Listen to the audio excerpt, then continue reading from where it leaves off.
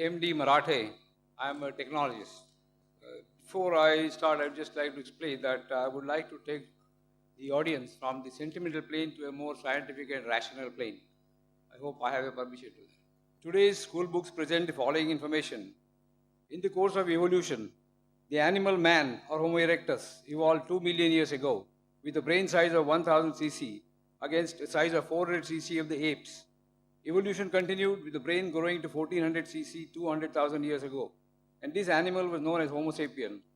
The present form of man was evolved about 35,000 years ago and is known as Homo sapiens sapien. Anthropologists have estimated that man developed a speech center in his brain 50,000 years ago. Now the question is, in this record of development, when did God originate and for what purpose? Number two, the progress of science has made it possible to... Only one question, sir. Any question This you is can in ask? relation to that. If you cut it short, the answer will not be long. Give me the time for the questions, please. Okay. Did Progress God of science has made it possible to clone all animals, including man, to produce any number of animals having all desired characteristics. If God ever existed, how much of the power attributed to God is now left with him? Third one, God is described as a sea of kindness, finished, and mercy. Yet all leaders of all religions, when faced with the prospect of death, rush to a hospital like the one next door and never to the place of worship where they preached all their life that man lives and dies by the wish of God. Is there an explanation for this phenomenon? The brother has asked basically three questions. First, he gave, according to him, the theory of evolution of man and said, where does God fit in? Secondly, after as God has created all this thing, how much of his power has been reduced? Thirdly, that when you get sick, you run to the hospital, not to the temple or church or masjid. Three part of the question. He said the answer will be short. The question was long. So imagine, to give a detailed answer will take time. Brother, I'd like to tell you that what you quoted about the Homo sapiens, etc., you are talking about the theory of evolution, brother. Theory of evolution. I'm a medical doctor. I have not come across a single book in my life which says fact of evolution. It is theory of evolution. And even I know about the theory of evolution and about the Darwin's theory. Complete answer refer to my video cassette, Quran and Modern Science, Conflict or Conciliation. What Darwin said was only a theory. He wrote a letter to his friend Thomas Thompson in 1881 that I believe in this theory of natural selection because I don't have any proof. Only because it helps me in natural selection, it helps me in embryology, in classification, in rudimentary organs. There's no book saying the fact of evolution. All the books say theory of evolution. That's why, if we have to say to a friend that if you are present at Darwin's time, Darwin's theory have been proved right, trying to insinuate to look like an ape. There were missing links. Darwin himself said the missing links. You spoke about the hominids. You only spoke about one wave. I'll tell you about all the four waves. The first wave was Lucy. Lucy was first wave which came 3.5 million years. You talk about 2 million years. I'm telling you what scientists have said 3 million years ago. Lucy. It died out by the Ice Age. The second came the Homo erectus. Homo erectus. About 500,000 years. After that came the Neanderthal man. The third wave, about 40,000 years ago. And the last was the Cro-Magnon.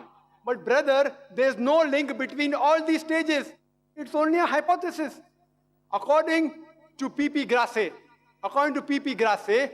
who held the chair of evolutionary studies in Paris, in Sorbonne University, in 1971, he said, it is letting our imagination run too wild, just based on vestiges to say who our ancestors were.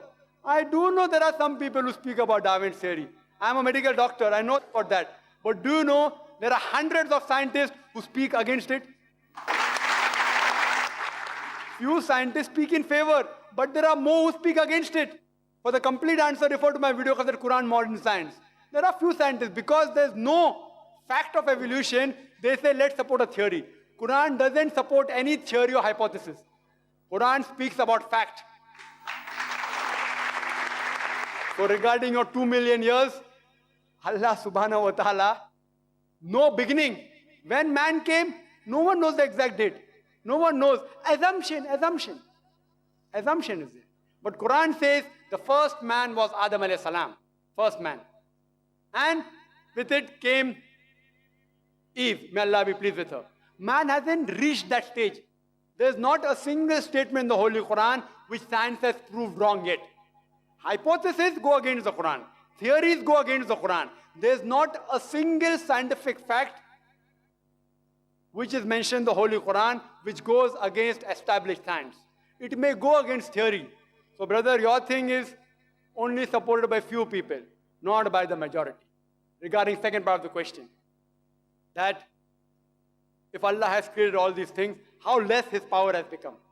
You can't understand Him completely. As the Quran says in Surah Anam chapter 6 verse 103, He is beyond comprehension. I can give you a simile, not exactly same. An ocean. If you take a drop out of the ocean, how much does the level of the ocean go down? How much? How much? Yet, in spite of this, the difference between Allah becoming less when He creates things and the difference between the level of the ocean becoming less is infinite. The level of the ocean may become 0.00000 somewhere, 0.00 somewhere it will end. But Allah subhanahu wa ta'ala, not even a bit becomes less. He is all powerful. That's Allah subhanahu wa ta'ala. If such a God who becomes less, we don't worship such God who becomes less, keeps on creating, He will sometime lose His power. So this God is eternal, absolute. As I said in my talk, He is absolute and eternal. Everything depends on Him. He doesn't depend on anything. Where did Allah come? Allah was before the universe created. Where does He fit in? Where did He get created? He is uncreated. You ask me the question, where did He come into existence? He is uncreated. It's like you asking me that when I tell that my friend, he told me that my brother Tom, he gave birth to a child. Is the child girl or a boy? I, being a doctor, know very well a man cannot give birth to a child. So where does the question come whether it's girl or a boy?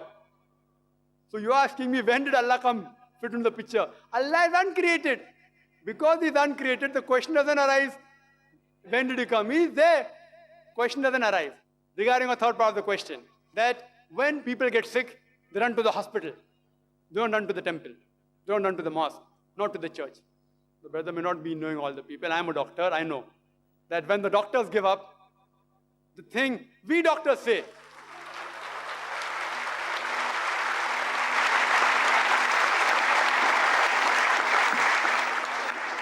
we doctors say, Huwa Shafi, it is He who cures. That doesn't mean that a person gets sick, only go to the temple. Because the Quran says in Surah Nahl chapter 16 verse 43, as well as in Surah Furqan chapter 25 verse 59, if you are in doubt, go to a person who knows, who's an expert. If you get sick, besides praying to Allah subhanahu wa ta'ala, go to a person who's an expert in medicine, go to a doctor. Quran says that. But even after going to the doctor, have faith in Allah. Because He is the person who cures you.